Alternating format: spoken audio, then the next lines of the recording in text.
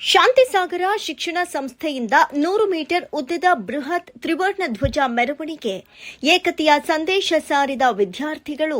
ಗೋಕಾಕ್ ತಾಲೂಕಿನ ಕೊಣ್ಣೂರ ಪಟ್ಟಣದ ಮಹಾವೀರ ನಗರ ಜೈನಗಲ್ಲಿ ಇರುವ ಶಾಂತಿಸಾಗರ ಶಿಕ್ಷಣ ಸಂಸ್ಥೆಯಿಂದ ದೇಶದ 80ನೇ ಸ್ವಾತಂತ್ರ್ಯ ದಿನಾಚರಣೆ ಅಂಗವಾಗಿ ಹಮ್ಮಿಕೊಳ್ಳಲಾದ 100 ಮೀಟರ್ ಉದ್ದದ ಬೃಹತ್ ತ್ರಿವರ್ಣ ಧ್ವಜ ಮೆರವಣಿಗೆಗೆ ಮಹಾವೀರ ಬೂದಿಗೊಪ್ಪ ಮತ್ತು ಶ್ರೀಮತಿ ಸುಧಾ ಪೂಜೇರಿ ಚಾಲನೆ ನೀಡಿದರು. ಕರ್ನಾಟಕ ರಾಜ್ಯ ಕುಸ್ತಿ ಅಸೋಸಿಯೇಷನ್ ನಿರ್ದೇಶಕ ಕೆಂಚಪ್ಪ ಬರಮನ್ನವರ ಮಾತನಾಡಿ, ಪ್ರತಿಯೊಬ್ಬರಲ್ಲೂ ದೇಶಭಕ್ತಿಯನ್ನ ಬಿತ್ತುವ ಕಾರ್ಯ ನಡೆಯಬೇಕು.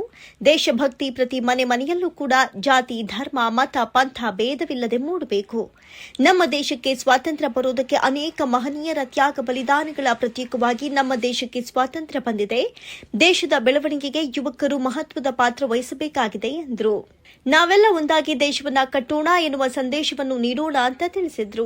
ಶಾಲೆಯ 600ಕ್ಕೂ ಹೆಚ್ಚು ವಿದ್ಯಾರ್ಥಿಗಳು 100 ಮೀಟರ್ ಉದ್ದದ ತಿರಂಗ ಧ್ವಜವನ್ನು ಹಿಡಿದು ಪಟ್ಟಣದ ಪ್ರಮುಖ ಬೀದಿಗಳಾದ ಕೊಣ್ಣೂರ ಮುಖ್ಯ ರಸ್ತೆ, ವಾಲ್ಮೀಕಿ ಸರ್ಕಲ್, ಅಂಬೇಡ್ಕರ್ ನಗರ, ಜೈನಗಲ್ಲಿ, ಶಾಂತಿನಾಥ ಹೋಲ್ಸೇಲ್ ಬಜಾರ್ ಮೂಲಕ ಮರಳಿ ಶಾಲೆಯವರೆಗೆ ಮೆರವಣಿಗೆ ನಡೆಸಿ ಮರಳಿ ಶಾಲೆಯಲ್ಲಿ ಅಂತ್ಯಗೊಂಡಿತು.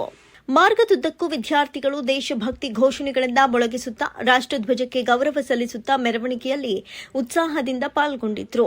ಮೆರವಣಿಗೆಯಲ್ಲಿ ಸ್ಥಳೀಯರ ಪಾಲ್ಗೊಳ್ಳುವಿಕೆಯಿಂದ ಮೆರವಣಿಗೆಗೆ ಮತ್ತಷ್ಟು ಕಳೆ ಬಂದಿತ್ತು. ನಗರದಲ್ಲಿ ಸಾಗಿದ ಬೃಹತ್ ರಾಷ್ಟ್ರಧ್ವಜ ಮೆರವಣಿಗೆ ಜನರ ಗಮನ ಸೆಳೆಯಿತು.